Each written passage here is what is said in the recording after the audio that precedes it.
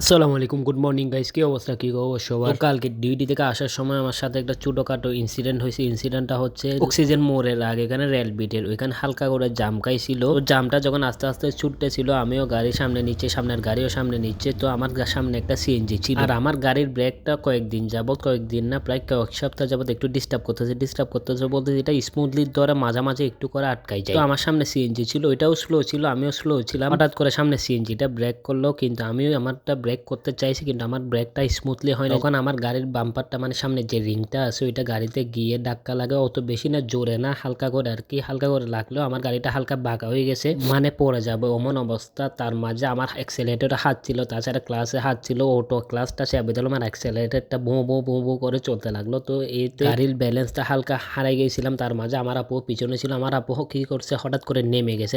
এটা ভালো করছে, আমি গাড়িটা তুলতে যাব তখন ও আবার হুট করে এসে বসে গেছে। তখন আমার কোমরের এখানে হঠাৎ করে টান খাইছে, অনেক ব্যথা লেগে উঠছে, কিন্তু আমি ভাবছি এটা ঠিক হয়ে যাবে, তেমন একটা মাথায় নিই না। ঘরে আস্তে আস্তে অবশ্যই এটা তেমন ব্যথা লাগে না, অল্প অল্প লাগতেছিল। তো আমি ব্যাপারটা তেমন একটা মাথায় নিই নাই। তো আজকে সকালে যখন ডিউটিতে যাওয়ার জন্য ঘুম থেকে উঠছি, তখন অনেক বেশি পেট ব্যথা করতেছিল, তাছাড়া পিঠের ওইখানেও ব্যথা করতেছিল। পরে আমি ভাবতেছি আজকে আর ডিউটিতে যাওয়া হবে না, আমার ঘুম আসতেছিল অনেক বেশি। ওরা আমি শেফরে কল দিয়ে বললাম যে শেফ আমি আসতে পারবো না। তো শেফ বললো যে সমস্যা নাই, ছুটি কাটা। ঘুমাই গেলাম, ঘুম থেকে উঠলাম প্রায় 12টা 12:30টার দিকে। উঠে জিতুরে মেসেজ দিলাম, কারণ আজকে আমার একটু টাউনে যাইতে হবে, জিতুরে নিয়ে ওখানে কিছু ফাইল টাইল আছে ওগুলো জমা দিতে হবে। সকালে নাস্তা পানি করে ওষুধ টষুধ খেয়ে জিতুরে নিয়ে বের হয়ে গেলাম। আমরা তো খুব সুন্দর করে যাচ্ছিলাম, কিন্তু আমরা যে কোথায় যাব ওইটা এক্স্যাক্টলি আমরা লোকেশনটা জানি না। তো জিতুর আমি লোকেশন দেখতে বললাম, মানে লোকেশনে চার্জ দিতে বললাম। জিতু লোকেশনে চার্জ দিলে, কিন্তু এই বুল টুল কি যেই বলতেছে ও নিজেও জানে না। পরে আমি ম্যাপটা দেখলাম, ম্যাপটা দেখে আমি নিজে ফলো করে করে গেলাম হচ্ছে যে জামান খান রোডের ওইদিকে মহসিন কলেজের অপোজিটে, চট্টগ্রাম কলেজের সামনে। আর ও আমার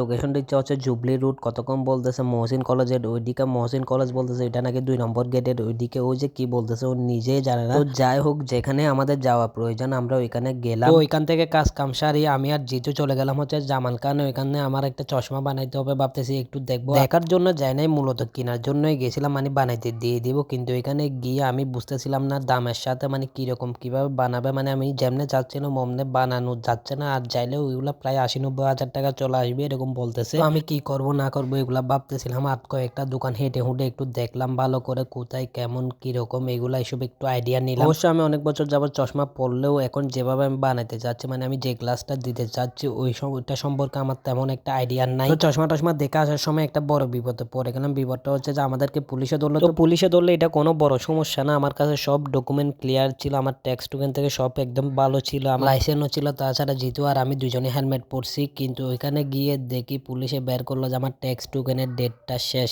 6 মাস আগে। এটা দেখে আমার পায়ের নিচে মাটি একদম সরে গেছে, আমি আকাশ থেকে পড়ছি এরকম একটা অবস্থা। লাস্টে অবশ্যই এটা এদিক সেদিক করে যেমন মানুষ বাংলাদেশে হ্যান্ডেল করে ওইভাবে হ্যান্ডেল করে চলে আসলাম। তো আসার সময় আমাদের প্ল্যান ছিল যে এখানে কোহিনের মার্কেট একটা খুলছে, ওইখানে ঢুকে ঢুকে পাঞ্জাবি টাঞ্জাবি নিয়ে নিব, কিন্তু আমার মুড ফুল সুইং হয়ে গেছে একদম, আমার কিছু ভালো লাগতেছিল না। আমি পরে বাসায় চলে আসছি। তো বাসায় এসে অনেক বেশি ক্ষুধা লাগছিল, পরে ভাত খেয়ে নিলাম, ভাত টাত খেয়ে একটু চা খেয়ে নিলাম। তো আজকের ভিডিও এতটুকু, ইনশাল্লাহ নেক্সট ভিডিওতে দেখা হবে। আল্লাহ হাফেজ।